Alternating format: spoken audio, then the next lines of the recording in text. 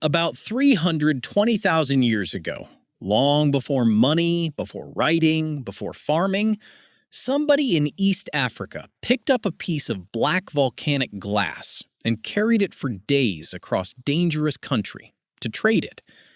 Archaeologists dug it up a few years ago, and it might be the oldest evidence of an economy anywhere on Earth.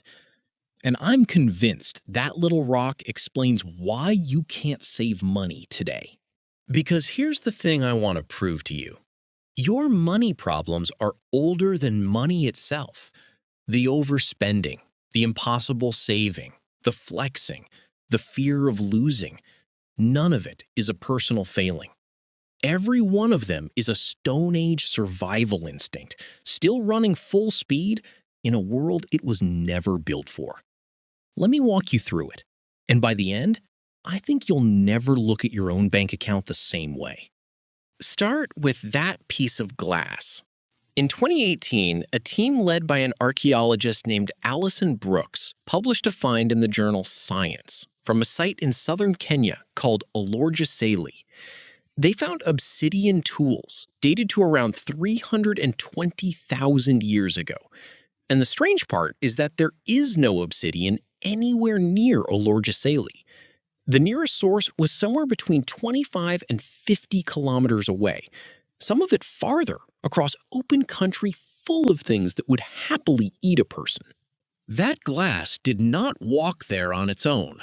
It moved through hands, groups meeting, exchanging, trusting each other enough to trade. An economy, 250,000 years before the first coin was ever struck. And at the very same site, they found something else, red ochre, ground up into pigment for decoration. So at the literal dawn of trade, humans were already spending resources on one other thing, looking good. Commerce and status showed up on the exact same day. Hold on to that, because it comes back. Next, the original savings account. For almost the entire human story, our ancestors lived in small bands with a brutal problem: storage. There wasn't any. No fridge, no granary, no vault. An anthropologist named James Woodburn spent years with hunter-gatherer groups like the Hadza and described them as immediate return societies. Food gets eaten within days, and the single strongest rule in the culture is sharing. A successful hunter doesn't hoard the meat, he gives it away. Sounds like generosity. Translate it into modern terms, though, and it's actually banking. Meat rots. Favors don't. You share your windfall today, and when your hunt fails next week, and it will, the tribe carries you. Your ancestors stored their wealth inside other people, which quietly explains something strange about you. Why putting money away, alone, into an account feels so joyless and unnatural, and why spending it on the people around you feels so deeply, instinctively right.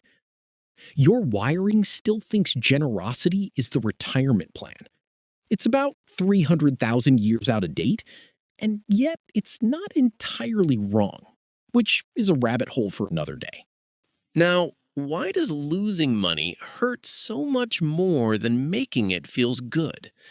Two psychologists, Daniel Kahneman and Amos Tversky, measured this precisely, and it's one of the most reliable glitches in the entire human mind. They called it loss aversion. A loss feels about twice as intense as an equivalent gain feels good. Lose $100, and it stings roughly twice as hard as finding $100 delights you. That sounds irrational, until you put it back on the savanna. Out there, a gain was nice, a good day, a little extra food. But a loss could kill you. Losing your food stash going into a bad season wasn't an inconvenience. It was potentially the end. So a brain that panicked about losses twice as hard as it celebrated gains was simply a brain that lived longer. The problem is that the exact same wiring now makes you cling to a losing investment, keep paying for a subscription you never use because canceling feels like a loss, and buy the extended warranty on a $40 toaster. The math of your life changed completely. The alarm system did not get the memo. Then there's the flexing. In the 1990s, an evolutionary psychologist named Robin Dunbar worked out something remarkable. Based on the size of the human brain, our species is wired to handle roughly 150 stable relationships. That number, about 150, was the entire social universe of your ancestors, a band where everybody knew everybody, and where your reputation quietly decided everything. Who shared food with you, who had your back in a fight, who chose you as a partner. In a world of 150 people who know you completely, showing off your success is a genuinely smart move. Status literally bought survival. Now, take that same ancient instinct and point it at a phone screen, performing for millions of strangers who will forget you exist in about 4 seconds, and paying real money out of your real bank account to do it. I made a whole video on where that road leads, on why looking rich keeps you broke. The instinct isn't stupid, it's just aiming at a tribe that stopped existing a very long time ago. Here's the fact that ties it all together. Let me put the timeline on the table. Trade, over 300,000 years old. The first written money, clay tablets in Mesopotamia, tracking debts in barley and silver, about 5,000 years old. The first actual coins, stamped in a kingdom called Lydia from river gold, around 2,600 years old. Credit cards, about 70. Tap to pay and one-click checkout, not even 20. Evolution rewrites your instincts over hundreds of thousands of years. Finance now rewrites itself about every 18 months. Your brain got 300,000 years of practice at trading with people it trusted, sharing its food and dreading loss. And then roughly 1 human lifetime of practice at invisible money, moving at the speed of a thumb tap.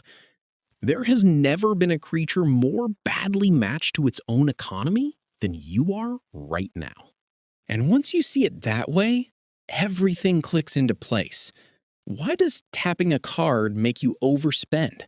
Because your brain evolved to register loss when something physical leaves your hand, and a tap gives it absolutely nothing to feel.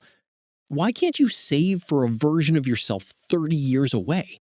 Because your brain literally files your future self under stranger, and on the savanna, you did not share with strangers.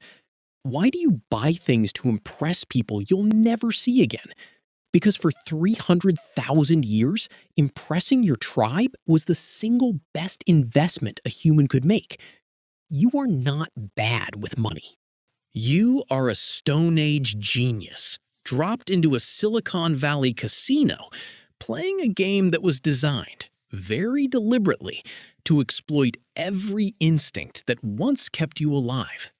So how do you win with caveman hardware? You stop fighting it and you start using it. 3 moves. First, automate your savings, because the caveman only guards resources he can actually see.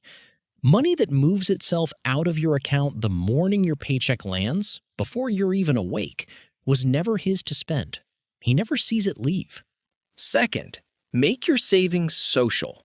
He will happily ignore a spreadsheet. He will not, under any circumstances, let the tribe down. So give the instinct a tribe. A savings challenge with a friend, a shared goal, one person who asks you how it's going. The wiring that makes you want to impress people can be pointed at a good number instead of a flashy one. Third, when you do spend, spend like a hunter-gatherer. On people, on shared experiences, on the stuff that stored real wealth for 300,000 years.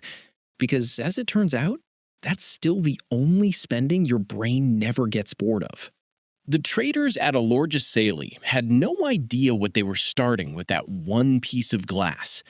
But the next time your thumb is hovering over "buy now," I want you to remember, the hand holding that phone is running software older than the human species itself. And just knowing that, actually seeing the machinery while it runs, is most of the battle.